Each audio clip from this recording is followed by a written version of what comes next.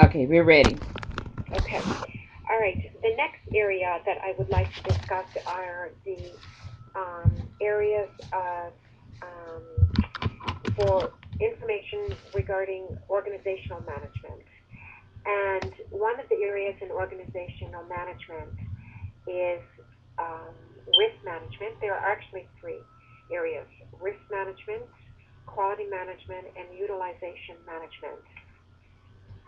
And these are the first area that I'd like to discuss is risk management. And as you can see on your PowerPoint presentation or PowerPoint that I sent out to you, um, I have the three areas, but I also have my own here. And um, let me just see, I lost it here. Hang on just.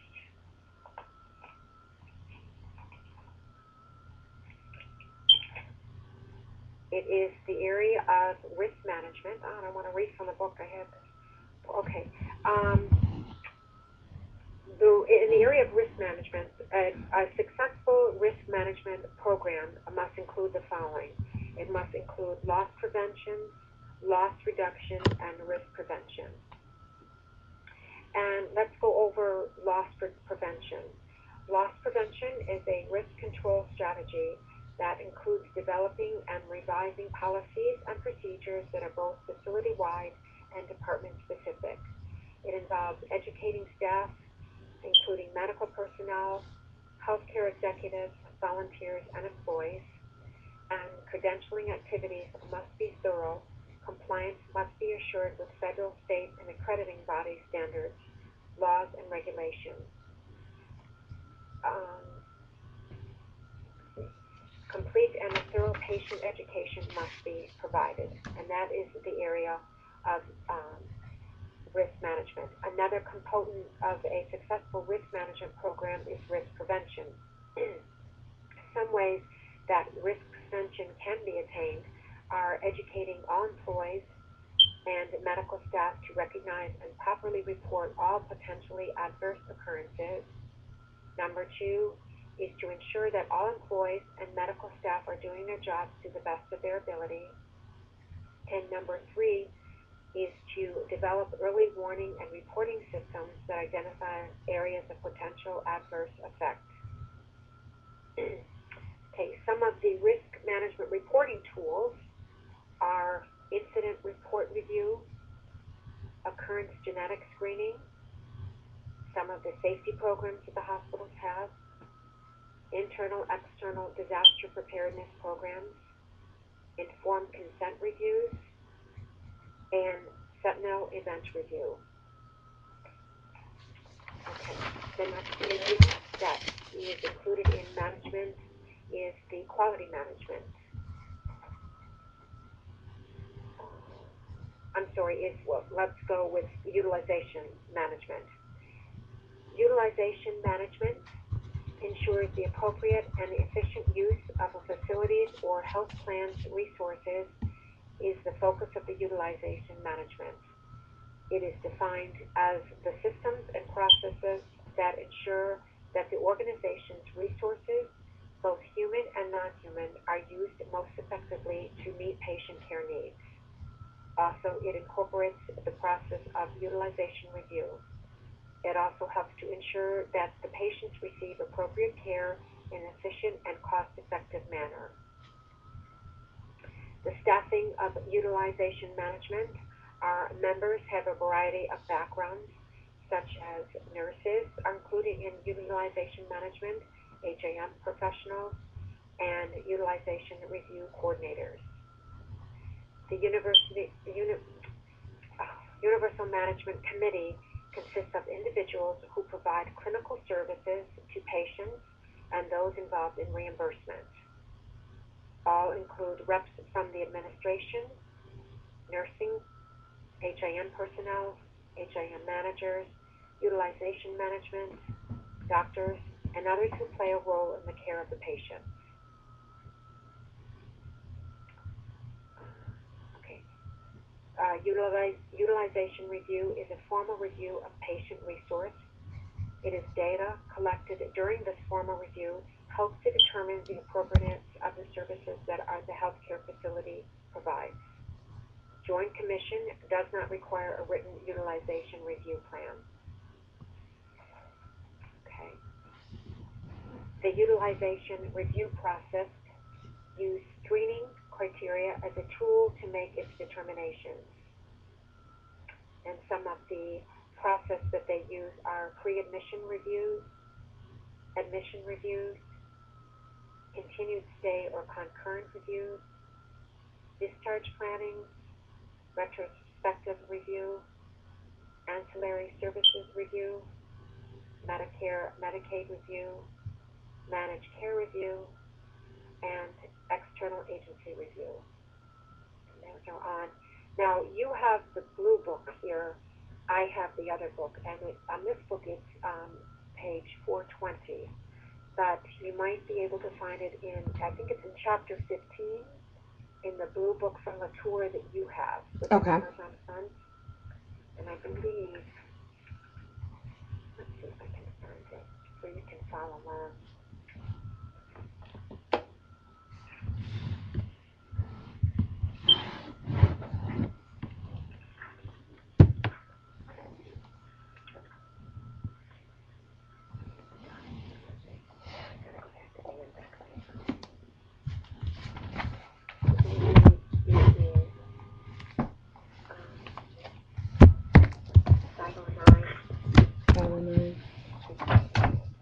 More in detail, just so that you can have it on your.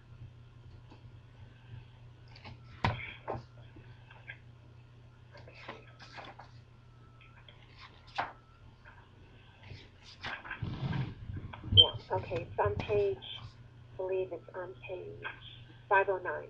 It talks about utilization management staffing, some of the areas that I, utilization management process. Okay. And then also page 511 talks about risk management, the risk management process.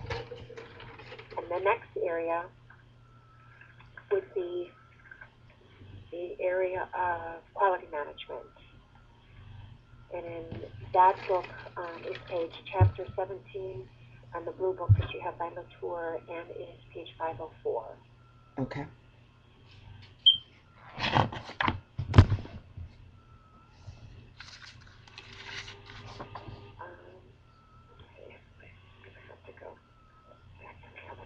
This is the one that I've been using.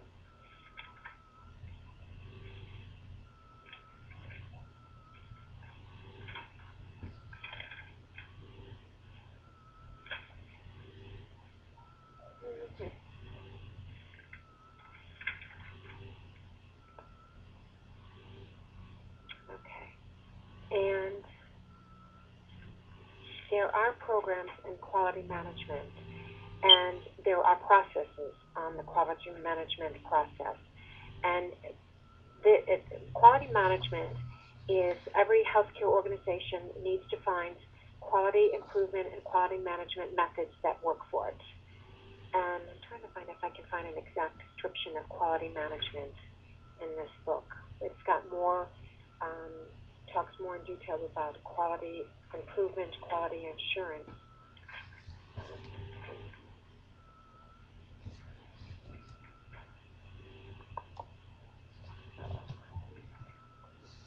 I've got it written on my PowerPoint.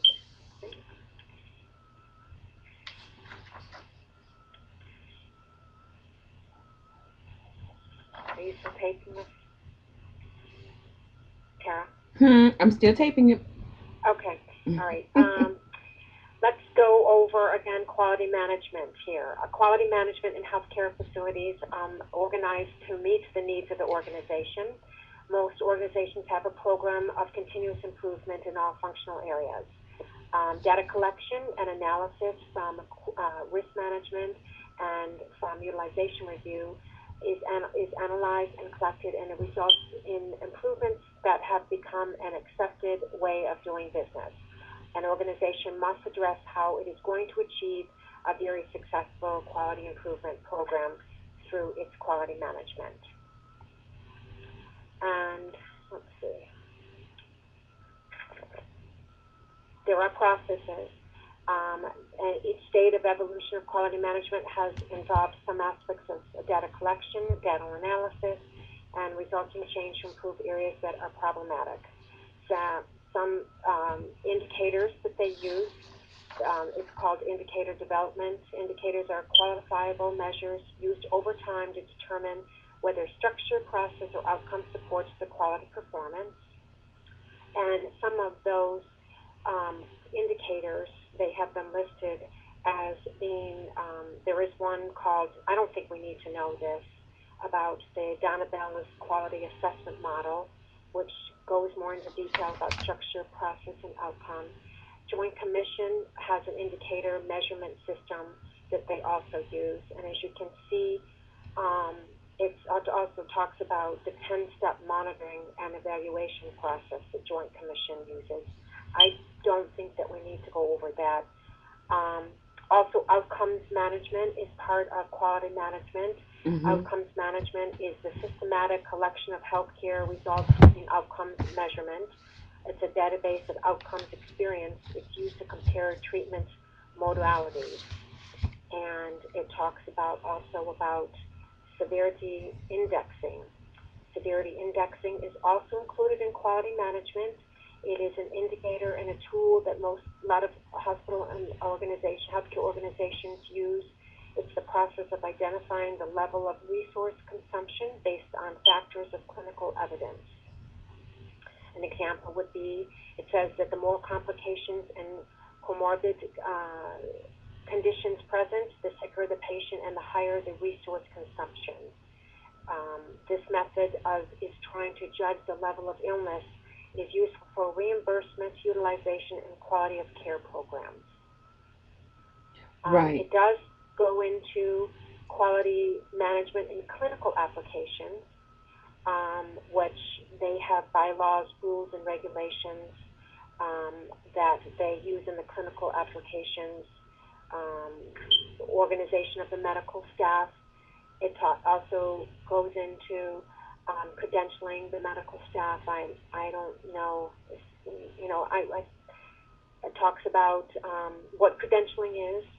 Credentialing is a process of reviewing and validating qualifications, granting professional or medical staff memberships, and awarding privileges. It's got the flow chart of credentialing process that is part of the quality management in the clinical application, clinical area of quality management. Some other medical staff quality applications are patient care review. I've done legibility review at the hospitals before when I did my rotation, and we had surveys that were taken and passed out after the patient was discharged, or right before the patient was discharged, and it gives a rating of how the service was at the hospital. Another application in quality management is the healthcare record review, like legibility review, where I sat in and also picked out certain records, and each doctor had 5 records, and there were like 10 doctors that were used, and we viewed the record to make sure that they documented and signed their records, that they initialed everything, that everything was stated correctly. So that is a quality management in a quality, an indicator and review in quality management. Surgical review. Another area is infection control, where the medical staff and healthcare organizations, they should work together to provide an environment that reduces the risk of infection in both patients and healthcare providers. Also, mortality review. It talks about that is an area also of quality management in the clinical aspect. Some other is nursing staff review, and ancillary services review. Those are all quality management indicators that the hospitals use to improve the quality of their overall health care. So that is the area of quality management.